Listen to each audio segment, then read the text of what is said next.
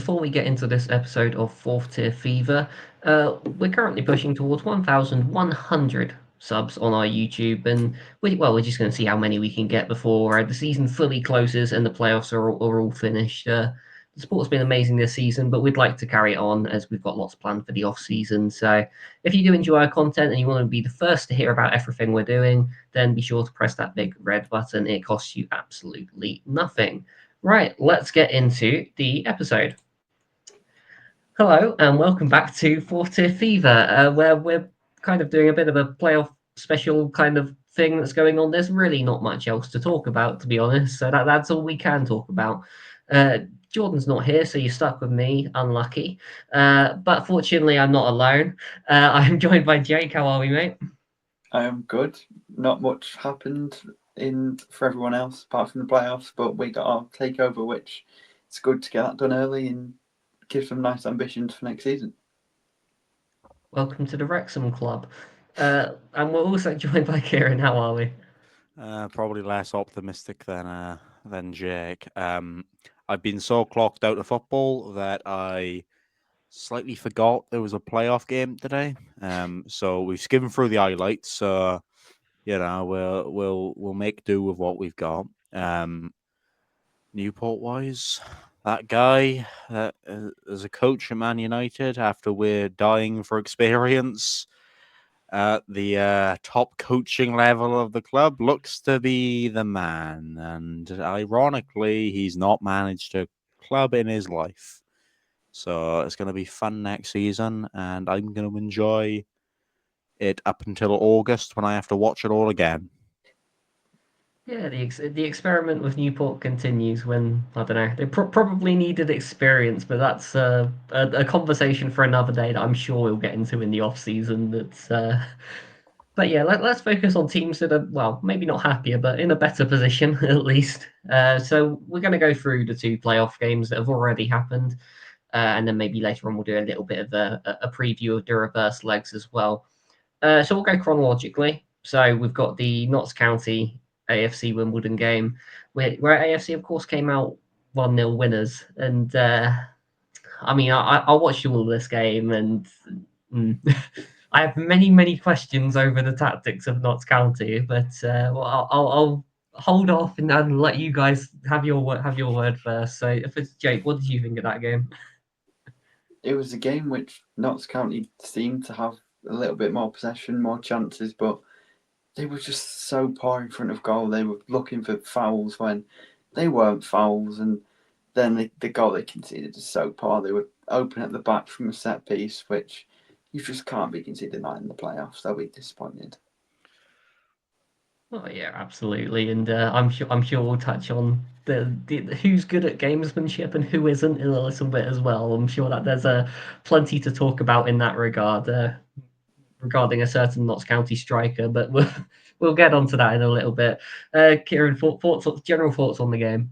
Well, first of all, Luke, I love that you've had to say between gritted teeth AFC Wimbledon. I think that's probably a moment for the Wrong. ages It's that wrong, will isn't find it? that will find the Twitter page at some point. But yeah, I watched it, and truth be told, I probably picked the wrong game to watch.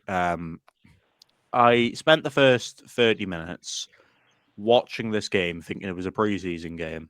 It was a lot of uncontested possession in midfield, or a lack of rather transitional play, a lack of overall quality, especially for the magnitude of what this kind of fixture, presents, given promotion and whatnot's on the line. I turned it off at halftime, thinking this is 0-0 written all over it, especially when you're watching the abundance of Notts County chances that they're not managing to put away. I can't remember the exact minute it came in, but they were in a 4-on-3 at some point. To be fair, it's lovely transitional play to get into that position, but when you've got a keeper that I've talked about very much before we started recording, being very good, Owen Goodman, who's just really good at saving at his near post. And that was all Notts County were going for, especially in that first half. I think it was in my eyes, written in the stars for a 0-0. But as I proceed to open FOTMob back open, I've seen that Wimbledon have scored. So I've turned it back on, expecting maybe it to open up a little bit. And it almost felt like the first half again. I agree with Jake in the thought process that Notts County, probably, you're talking statistics, Mike Williamson's favourite thing, XG, and all that lovely stuff, that they probably were the better team. In an Arsenal standpoint, the better team lost or whatever. But yeah, I wasn't exactly watching that game thinking, yeah, this is a League Two playoff semi-final. Some of the highest quality of his division to be presented. This felt like any bog standard League Two game. It was understandable in a way, I suppose, because of how what is at stake, and when you talk playoffs, teams might not want to lose and whatnot. You can even talk the League One playoff that just finished up 0-0. So there's a lot of reliance on that second leg, I suppose. But yeah, just it felt like a bog standard League Two game of football. Let's be fair, but it somehow ended advantage AFC Wimbledon. So it's going to be interesting to see if Notts County can weirdly use their better away form than home form to turn it around. But you'd think if they can just find that finishing touch without the mention of a certain Notts County striker that we'll talk about in a moment, then they might be all right. But if they're anything like how they were in this first fixture, we're gonna be talking AFC Wimbledon, contending for promotion to League One.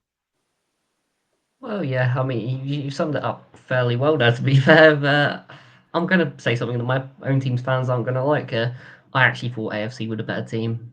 Not created probably the slightly better chances, but AFC to me looked a lot more resilient. And yeah, just defended their goal a whole lot better. I think with Notts, I think the thing that concerned me was the way they set up initially in that first half, because we typically regard them to be a possession side, but actually, until AFC went ahead, I think they only had 52%, which is actually quite low for them. It ended up being 60 by the end of the game, but it felt like they were almost scared of attacking that game on home soil. To me, they were playing on the counter attack a whole lot more, and I don't know how I feel about changing things up in that way. When they've spent the entire season playing a different style of football. To me, it didn't quite add up. And don't get me wrong, they did some of their counterattacks were decent, but to me, it didn't feel like the familiar Knots. If that makes sense, I don't know what your guys' thoughts are on that. Yeah, I agree. You look at that Notts team, people like Jody Jones, McGoldrick, Jatta, George Abbott, people that are technical, want to get on the ball, go at opponents. They just didn't really do that. They just a lot of possession, did create chances, but they certainly weren't anywhere near the side that we've seen throughout the season. You look at that first half, and I mentioned just now that you can almost say that teams are a little bit more kind of cautioned when it comes to playing a high tempo and an overall front foot kind of way of football. When you know how it works, defender picks up the ball, long ball, it's a 1-on-1, no problem. But yeah, I suppose looking at it that way, you would be very confused if that was your own team.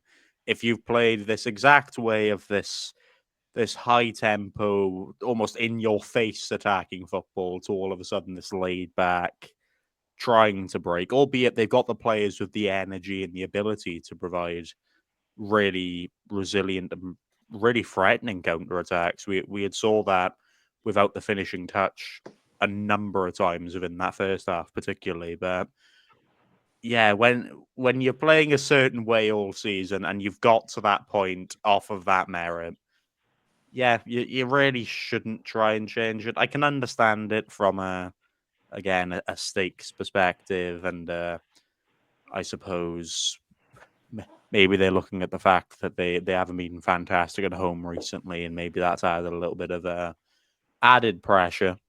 But yeah, looking at it that way, it's a bit bizarre, isn't it? It is a bit bizarre. You really wouldn't want that to be your team. I know if that was Newport, albeit that I don't think that's going to happen for a good while. I'd be absolutely fuming because why are you changing things there? Do it 5 games left of the season when you're near enough already safe. Then you can talk about chalking and changing between 2 different ways of play. But when you're experimenting in the playoffs, it's not exactly a recipe for a good outcome 9 times out of 10. Well, yeah, exactly that. I mean, to an extent, if they were the away team, I maybe could have understood it a little bit of, oh, maybe let's just go there, hold on a little bit, see what we can get, and then bring it back at home. But to do that at your own ground, to me, that's just poor, and a big reason to be concerned. But it's not the only big reason to be concerned because, well, we've avoided speaking about it for long enough now. The big controversial moment, Alassana Jatta getting himself sent off for, well, a straight red card for that challenge. And anyone that's seen the game or even seen the highlights will know what challenge I'm talking about. Initial verdict, what are we thinking? But just based off the challenge alone. Off the challenge alone, harsh, but his reaction makes it quite an obvious red card. I want to disagree here, Jake. I think I will switch harsh with very harsh. I could slightly understand the booking for it. I could understand, but at the same time, does the Wimbledon player really need to react like that? Is he really that caught from that challenge? Probably not, let's be fair, given the fact that he kept playing. I mean, if you're gonna book Jatta, then book for simulation at the same time, because that's kind of what that challenge looked like to me. But hey, what do I know? Not a referee. We should know how this works now, guys. Referees have every authority and they can never be wrong. I'm talking to you, whoever ref the Leighton Stockport game. Have a day off, fella. Yeah, it's a. Yeah, I'll use the term very harsh. I really think that, especially in playoffs, you can't be making one of those decisions that rash. The fact that you're able to even debate whether it's a straight red or not probably means it's not a straight red. And even you're talking that from a neutral perspective.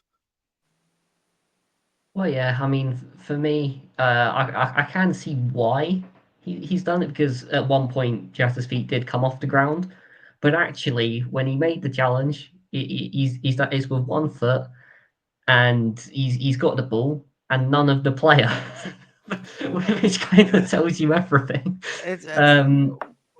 What was the justification? What do we think the justification was? Was it like violent intent? Was that probably the justification? Because yeah, to be fair, when he went into the challenges, he was very much, he was flying through the air, to give him credit. But I really think that a foul should be given based on when contact is made with ball/player. And like you mentioned, he's not touched the player. He's got all ball. If that happens when you play a game of FIFA, you're livid. That happens when you play a game of FIFA. So based on all of that logic, it's not a red. And again, I will go into the reaction of this certain player who received the challenge in a moment, but he must have been taking acting courses, but because to give credit to it, he made an absolute meal of it. Well, yeah, he did. To answer your question at the beginning of that, I think it's just lack of control because once both feet are off the ground, you're not in control of where you're moving essentially. So I can only assume that's what it's for. And then obviously there was this whole big sort of scuffle afterwards, which was after the red card, and it's actually. Well, it's this bit that annoys me most with Jatta because up until that point, yes, it was a debatable decision. They maybe could have appealed it, That is until Jatta goes and puts his hand on one of AFC's players' faces. And at that point, you've kind of only got yourself to blame. Uh, I get it. It's a decision that you probably disagree with, but at the same time, you have to have a certain emotional sort of maturity there. I get the stakes are high, but he's totally lost control of himself, and now there is no chance of that appeal ever being successful, and they've now got to go and play the reverse game without him, which is just a huge problem because that is their talisman right there. That is their leading man, and yeah, I don't know. Thoughts on Jatta's reaction to the sending off and how he conducted himself. I think you summarised it personally perfectly. If he just walks off the pitch and said, "You know what, I don't agree, but fair enough, you've made the decision," then they'd be able to appeal it. He'd probably be available to play, and everyone would move on. But just get off the pitch. Don't start arguing with everyone and pushing people because it just looks worse on you. Yeah, I mean, what was it? 95th, 96th minute. This red card was handed out. You're not going to imagine Notts County have a real chance of trying to somehow win an on-pitch appeal after the card has been given, and then proceed to go up the other end and score. So, yeah, I think at that point you just take it on the chin. You just go, yeah, it'll be a thing that we can look into, and hopefully he can come back for the reverse leg. But we'll just accept it how it is. We're probably not going to concede another. We weren't really fit to score. They could be playing until today, and I don't think they would have scored anyway. But yeah, now that aftermath has happened, the odds of that red card being kind of removed and whatnot has probably plummeted to near zero, because that's not the exact reaction you want to give to those kind of situations. Again, it's frustrating. You can understand it, but at the same time, like Jake said, just walk off the pitch. Call it the day. Accept it as it is. Well, yeah, I suppose it's just a culmination of his emotions at that point because he had been dealing with all the shirt bullying, all the rest of it. But that's just part of AFC's game plan. This whole gamesmanship thing is something they do very well, and I realise that's going to come across as me sounding really salty, but no, it Well is done, Luke. a We're part of how having they play. comments on Facebook now. Well done, Luke. There's comments on Facebook. Yeah, I was going to say I'll get them. tons of comments for that one. But no, it's just part of how they play, and they are very good at it. And I think, well, I mean, it's summarized perfectly by I think it was Smith that the challenge was on, and he just goes flying as if he's been absolutely wiped out. No, never touched him, mate, not once. But it's part of how they play. And I mean, Notts did kind of try to copy it with some of those penalty shouts and all the rest of it. You can tell they're not used to doing it, or at least not used to doing it that often because they weren't very good. And AFC clearly are. And if you end up with a match official that does fall for all these tricks, there's only going to be one winner. Or I think, like I said, I think AFC did deserve the win regardless. But I don't know. What did you make of AFC's gamesmanship? I mean, it's something we've seen quite a few times this season. They all got around the referee, and when you do that, it's a difficult decision for a referee to push all the players away and say, "No, I'm stick with my decision," because it puts that doubt into him. So I think they did it really well, and they've made their job a little bit easier in the second leg. We can talk about EFL officials all day. You can make a separate podcast on it. But at the end of the day, when you've got an official that's very, I'd argue, easily swayed by almost being convinced and being almost egged on to maybe his original decision was to give a red. We'll never know. But again, you're looking at it. You can say maybe a yellow, but I still don't agree with a red. But either way, when you've got a ref that's that accepting of the fact that an entire group of players is going to come at you and give their obvious opinions on something that's just happened to their teammate, and he's gonna listen to it and he's gonna bite in a way. Why wouldn't you take advantage of it?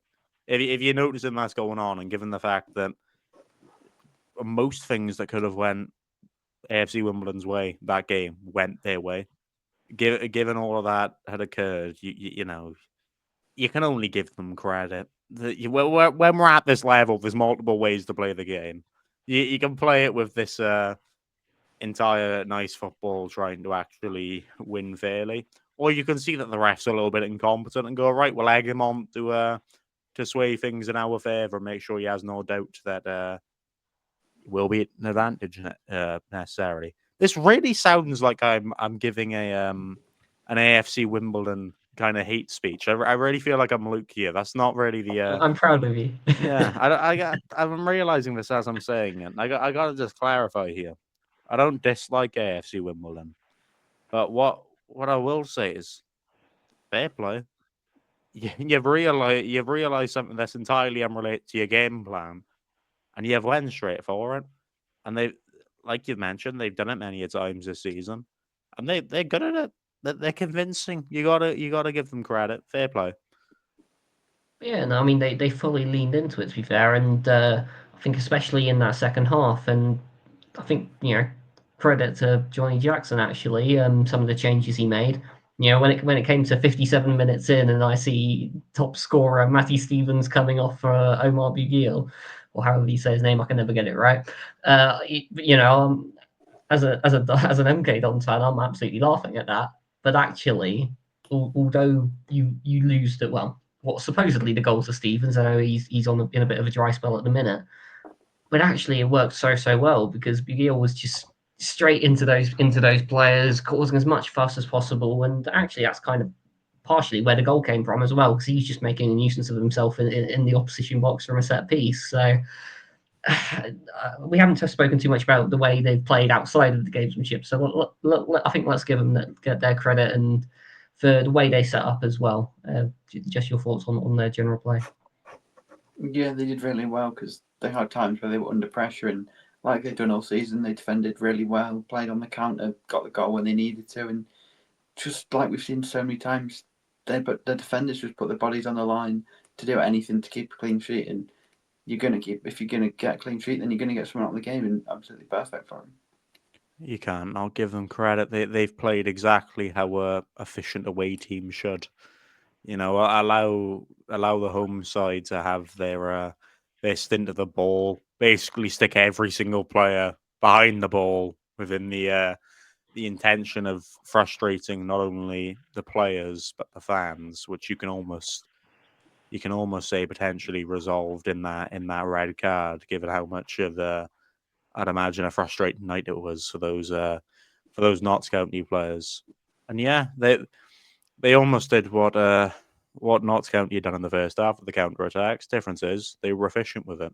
Yes, it's a scrappy goal. It's not pretty. You're not going to look at that goal in 10 years' time and go, "Wow, what a stunning goal! One of the best I've ever seen." But at the end of the day, a goal's a goal. If you can take an away result in a playoff game, you're laughing, aren't you? Really, especially at a team that, again, up until this game, weirdly, had taken pride on being a really good and really aggressive offensive outlet. So you can't not give them credit for that. Oh yeah, absolutely. And yeah, coming into this game, they absolutely would have snapped your hand off for a 1-0 on the road because their away form this season hasn't necessarily been good. Obviously, it doesn't necessarily come down to form when you get into these sorts of games. It can just be who's got the bottle. And to be fair to AFC, they have. And yeah, I mean, they've now got a lead heading into the reverse leg, which is at their place, where if we are to mention form, they are typically quite good at home. And I mean, let's just preview that just a little bit. What are your guys' thoughts on this game? Because initially, I'm kind of now at the point where I think AFC is just going to be too hard to break down at this point, especially now that Notts aren't going to have Jatta. I know McGoldrick was playing with an injury and came off because of that injury as well, so there's potential to be without McGoldrick as well. I know it's only 1-0, but to me, this looks like the tie's done already. Yeah, when you look at Notts County's bench, the attacking outlets aren't convincing. There are good players like Charlie Whitaker, but are they going to replace what Jatta's done this season? Probably not. So they've got a big ask to go to a place with a good home form. When you're 1-0 down already, it'd be really difficult for them. It's a difficult one to call, isn't it? Because you look at the 1-0 lead, you think it's paper thin, but now when you're looking at it, given all the like you mentioned, the suspensions, injuries, and whatnot, looks like an absolute mountain to climb. We know how many clean sheets and how good of a defensive play Wimbledon have shown throughout the season. It's the reason they're in the playoffs, and I really feel for Notts County in the way that, again, on a different day, they come out of their home leg winning 3-1, 4-1. They created a lot of chances throughout that game. But I feel if you're not gonna take those chances while you're at home and you've got all your best players available, are you going to be able to do it with a potentially weaker side or a guaranteed weaker side without Jatta, regardless? And then away from home at a really, really difficult place to go where a lot of teams have struggled. I don't know. I can really see here Wimbledon just playing for a 0-0 or just doing what they did in their away leg, sit back and break them on the counter. I could almost see it being a repeat of that. I could see it again only having one goal in it, and based on how that first game went, I'd be putting it towards Wimbledon. I wouldn't be putting it towards Notts County. Oh yeah, absolutely. And I mean, AFC have proven that they can play that well, play that way. They've done it in that first leg. They did it on the final day of the season to secure their playoff spot in the first place in the Grimsby game as well. Sorry, And Jordan. yeah, sorry, not really, but sorry. Sorry in the most ha ha ha ha way. Yeah, exactly. But no. Yeah, I'm finding it hard to look past AFC for this game now. Because I feel like with Notts they rely on individual quality quite a lot, and a lot of that comes from Jatta. But a lot of it also comes from McGoldrick, and we know he's been playing with an injury. And here's the thing: even if he is available to play, he's probably going to be playing injured again, and you can tell he was struggling. The difference between a fully fit McGoldrick and one that's kind of just struggling to keep going and trying to last essentially. And Notts are just going to have to throw everything at it. And to me, I think that's going to suit AFC a whole lot more. But of course, that wasn't the only game. There was, of course, one more that happened. Well, as of recording, that happened today, and that was the Chesterfield Walsall game, where Walsall have come out as 2-0 winners. Now, I must admit, I haven't seen all of this game. I caught the end of it because I was playing in a bit of a competitive tennis match. But yes, so so I've already seen bits Did you of it. win? The real question: did you win? No. Ah. we Just did all right. like Milton Keynes. We did all right. I was happy with the performance. Long term. Not Long like term. Milton Keynes. Changing my mind. But yeah, so Walsall came out as 2-0 winners in this fixture, and well, Jake, I believe you did see all of this game, so could you give us a breakdown? Well, like we said, the playoffs throw up everything that you don't expect, and Walsall had one win in 14 games, and Chesterfield had lost 1 in 13, and well, Walsall obviously won it. They started quite well, and Chesterfield grew into the game. Walsall had a really early chance, and then the next time Walsall got into Chesterfield's box was when they won the penalty, which it probably was a penalty. It was pretty clear, and I don't know why he'd make that tackle, especially because I don't know why he'd give the referee any doubt in a decision to make based off what we've seen across all the divisions in the playoffs so far. And then Walsall built on that. They got another goal just before half time, which put them in such better position. Chesterfield came out throwing everything at it, but they didn't find that goal, which would be disappointing for them. The only criticism of Walsall is that they didn't play on the counter that well in the second half. They had a chance where Charlie Lakin towards the end could have played through one of their strikers. In the past was just overhit, and it looked like a really good chance to get in. If you make it 3-0, game's over. But they didn't do that. So, I mean, they'll be happy because it was such a good performance, just good result, which they've struggled with so many times in the second half of this season. So to do that's a big moment for them in their season. Now they've got the home leg to come with a 2-0 lead, and surely you'd expect them to see it out. Well, yeah, I mean, we're talking about we're talking about Notts before and how they kind of changed their setup a little bit. It kind of feels like Walsall did the same, but it actually kind of worked, Loki. I mean, they only had what 26% possession in that game. We know these guys as a sort of relentless press team. I think especially first half of the season when they did have Nathan Lowe and that they were able to play that style quite effectively. But I don't know. This was a different way of playing for them, and I mean, well, evidently it's worked. Keiron, what did you make of it? I mean, we talked about Notts County changing something up when they didn't need to, and we've seen how that works. Walsall have changed something up when they've desperately needed to, and it's worked. It feels really weird, doesn't it? That we are sat here surprised that the team fourth in the league have beaten the team seventh in the league.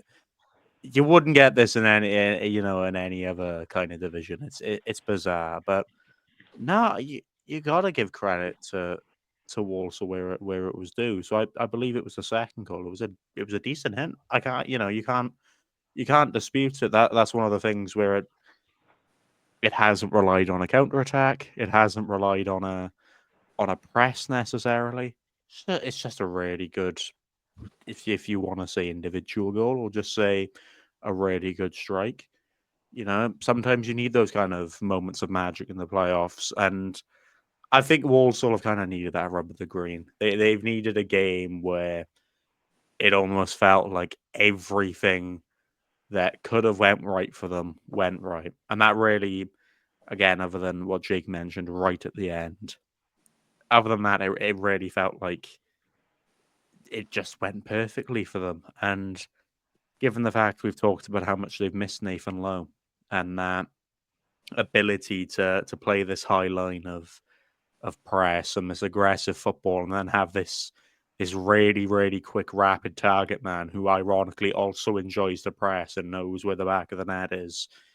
Being able to divert from that and find a way to work around it, albeit it's taken them months. They've done it at the perfect time. They were mere seconds away from automatic promotion. Of course, they missed out to Bradford, and now they've went into this game against Chesterfield. I think we spoke about this a little bit before we started recording. That win could have done absolutely loads to them. Just to finally get that monkey off your back of not being able to buy a win. Just getting that probably gave them the confidence they needed. And I looked at it and I really thought Chesterfield will have them. It's kind of it probably would have been the obvious option. Better form, electric to get into playoffs, almost like Doncaster in a way. Obviously not as extreme as last season, but similar kind of vibe, if you want to put it that way. But yeah, Walsall did what they need to do, put them to the sword, really, proficient on the counter attacks. And I'm going to be interested to see if it does turn out to be a Wimbledon Walsall final. They've both enjoyed playing on the back foot. So how the hell that's going to work in a playoff final, I'll never know, because I really enjoy the idea of one team being in their own half and the entire other team being in the other half and nobody moving all game. But yeah, it's efficient from Walsall. They've got the result when they've needed to, and surely they can't mess it up, right? Surely not. What a way to tempt fate, right there. I apologise to Walsall in advance. But no, I mean, to be fair, you've stolen my point perfectly. Just about the mentality of Walsall. I did kind of allude to it in previous pods, like that that one result against Crewe. Yes, Crewe have been, quite bad for a reasonable amount of time now, to be fair.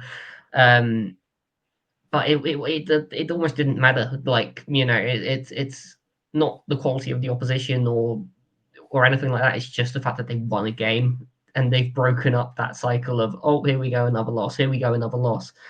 And although they ended up missing out, I think that would have stabilized their mentality a little bit and just like, hold on a minute, we can actually, still put up a fight. And, as you said, Kieran, they were only a few seconds away from getting the autos. And, I suppose when it comes down to it, in those sort of key moments of, okay, right now we actually have to perform, they did it on the final day, albeit it wasn't enough. And they've done it again in this first leg here of the playoffs. And absolutely, I think credit has to go to them. And again, goal scorer Taylor Allen, he's so good. That's kind of why I want Walsall to stay down, because I know us at MK Dons, we have a lot of money. I would quite like a very good player, but no. He's bizarre, isn't he? He's a centre back, yet he's got something like 12 goal contributions this season. It's unreal. He's really good. It's bizarre to me. I never, understand how a defensive-minded player can just come out of nowhere and hit those kind of strikes once at a blue moon. It almost feels like a goalkeeper taking a penalty kick. You'd assume that they will always absolutely sky it, thinking it's a goal kick and just instinct. You'd think a defender would do the same, but no. It's an absolute corker of a head. Fair play. That's one of the ones where you might look at it in a few years' time and go, yeah, good goal, that. Pretty sure Allen's goal was the penalty, but anyway. Allen's goal was the penalty. Yeah, I've mixed them around. But either way. Wasn't it first senior goal for the other goal scorer, Chang? Senior goal? I believe so, yeah. How have I managed to mix them around, man? Because I literally watched the highlights earlier. You know what? Either way, we move on. Taylor Allen still has stupid amounts of goal contributions. Ignore me, and I apologise to Walsall when your favourite Taylor Allen is somehow sold to Milton Keynes and he becomes terrible. Oh. Hey, you didn't let me finish the sentence there. Yeah, maybe should have waited a second. But yeah, no, you're right. A goal scoring defender is very, very hard to come by, and I mean they're very lucky to have a player like him in their ranks. But they are a hard-working side, and they've made it work. But however, I think let's touch a little bit on Chesterfield as well, because I mean they were the form side coming into this, and everyone was coming in with their tips of, oh yeah, Chesterfield going to win the playoffs, all the rest of it. Sounds very familiar to how we all were about Doncaster last season, really, doesn't it? It's a bit of a weird parallel, but isn't it ironic that it came? Isn't it ironic? Sorry to interrupt. Isn't it ironic that came against Crewe, and we're talking about Walsall beating Crewe as a result for Wolves? Weird how football works. Really weird how football works. It is. That's a really strange parallel, but yeah. I don't know with Chesterfield, because I don't know. They've always had goals in them. Like we've known this the whole time. The concern with me for them was always the defensive side of things. I know they've had all the injury struggles, all the rest of it. I can't quite place a finger on why it didn't work for them. At least in this game, obviously it's not over yet. There's still a second leg, but it's a huge uphill climb, isn't it? Yeah, I think they got frustrated a little bit because Walsall's tactic was very much keep slowing the game down, keep fouling in areas where they're not going to cause too much trouble. Because when Chesterfield get playing, they can be unstoppable. So the keeper went down, which happens so much now. They gave fouls away on halfway line, just stopping them playing, which was perfect tactic and worked really well for them. So you have to give Walsall credit for that. But for Chesterfield, they've got to find a different way of playing because it didn't work. And you'd imagine that they play the same way next week. So it'd be interesting to see. Chesterfield can be unstoppable. You know who you should mention that to? Crewe. The parallel continues, people. The parallel continues. Yeah, Chesterfield have weirdly, even though it's a 2-0 lead to Walsall, I have more confidence in Chesterfield getting one over Walsall than I do in Notts County getting one over Wimbledon. Just out of the fact that Chesterfield can randomly turn up and absolutely turn a team over. Do I think it's going to happen off this one shot, away game where weirdly Walsall have went from winning every week to either losing by one or drawing? Maybe not, but just out of it being the playoffs, I wouldn't rule it out of the possibility. But yeah, as Jake mentioned, Walsall have decided to change into a team that are absolutely horrible to play against because they will not let you get any flow. They will not let you get anything. Even if you watch the highlights, you can see it numerous times where Chesterfield will get the ball, Walsall will either retrieve it or they'll cover enough space to where Chesterfield are having to turn around and pass back and basically recycle everything all over again. Yeah, they're disrupting the play really, really, really well. And if Walsall aren't to get promoted, you just think they would have went for this game plan in just 3 of their remaining, what was it, 20 league games from the turn of the year. We could be talking about Bradford in playoffs instead. Sorry, Walsall. But yeah, I mean, I've got more hope in Chesterfield doing something that I do in Notts County doing something. But I can realistically, as Jake mentioned, see exactly the same game pan out. Maybe not with the 2 goals. Maybe it'll mainly rely and resound off of Walsall just sitting back. But either way, I can't see too much changing with it. Well, I mean, I wonder with Chesterfield if pressure plays a bigger part as well. Because if you think about it, even coming into like the final day of the season, they were always the hunters. There wasn't that expectation of we have to hold this position and all the rest of it. There are about 3 or 4 other teams that could have easily got in ahead of them, and that's kind of always been the position they've been in the table. I mean, I know they've had moments where they were kind of sat in those playoff spots, but never for long. They have just been the hunters that entire time. Whereas now it's a case of there is that kind of expectation. It's a case of it's you have to win this game, and I don't know if they've crumbled under it a little bit. Maybe just lost something. Well, not necessarily crumble because they would have been battered like a certain team was last. Yeah, we don't talk about that. But yeah, I don't know. I just wonder if they've reacted not quite as well as they could have done to the pressure on them, and like I said, they've got a whole lot of work to do now. And personally, I don't think they'll be able to do it. I'd like to think Walsall wouldn't collapse quite that badly, but we'll have to wait and see.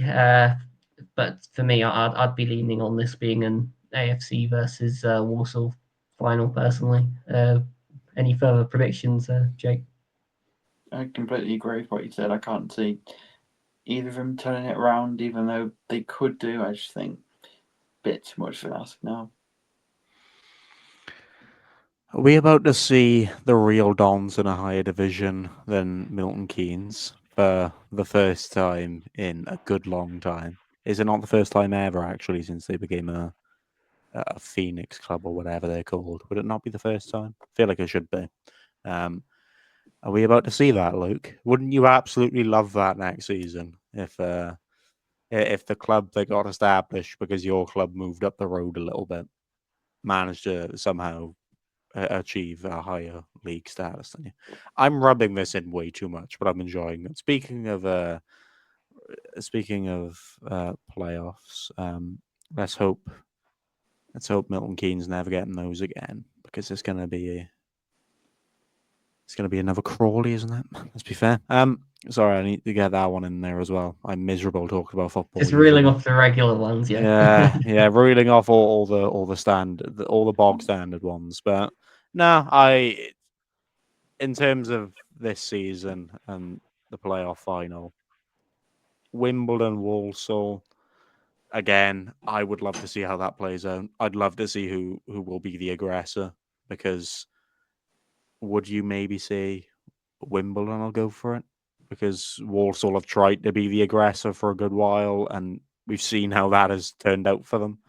But then would you say Wimbledon do it because that's their usual, and that's kind of how they got here? I don't know. It'll be interesting to see how that pans out. But tune in next week when it's a Notts County Chesterfield final.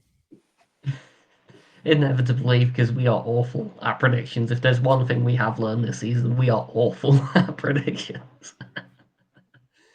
But no, I don't know. I mean, to answer that bit, I have a feeling a game between those two would actually just be very, very cagey. A lot of play in the middle third. I don't think you'd necessarily see one team on top as such. You know, it'd be one of those games where, yes, there might be 5 or 10 minutes where one team kind of, takes charge for a little bit, but I think it would just be very, very edgy, and you'd either be looking at like a 0-0 or a 1-0 or probably penalties, let's be real. But I mean, that's all way ahead in the future. And hey, all I will say is if AFC do manage to do it, they'd be prime candidates to do that double relegation thing that seems to be happening. So that's what I'm hanging on to anyway. But no, I think that's pretty much all we've got for you today, because there's not really much else happening. Let's be real. We do still have a midweek episode that will go up. In fact, I don't think any of us three are actually about. So if you're missing Jordan or you're missing Jack, then be sure to tune into the midweek episode where we'll have. No, I'm not quite sure what the plan is with that one yet, but we've got ideas. So just stay tuned for that. But yeah, that's it from us. Thank you so much for listening. Like we said, like I said at the sort of top of the episode, the support this season for this podcast has been absolutely outstanding. It's just cool to be part of the journey, really, and we're delighted to be able to sort of share our football thoughts with you, and you can share your football thoughts with us, and we will read the comments and reply, and as we always do. But yeah, if you have enjoyed, then be sure to leave a like, comment, subscribe, all the rest of it, all the usual things. I'm terrible at this, but aren't I? Jordan has this like written down or something. He must do. I need to copy his. He's got a mental note of this one. He's done all the hosting there of all season, so I feel like he listens to it in his sleep. And but yeah, it's the same words every time, isn't it? It's literally. I feel like he has a screen recording of himself saying it, and he just plays it right before we end an episode. But yeah, look, I won't distract you anymore, mate. You're already taking long enough to wrap this episode up. Yeah, pretty much. To be fair, that was just about everything. So we'll leave it there. Thank you so much for tuning in, and we'll catch you next time on Forte Viva.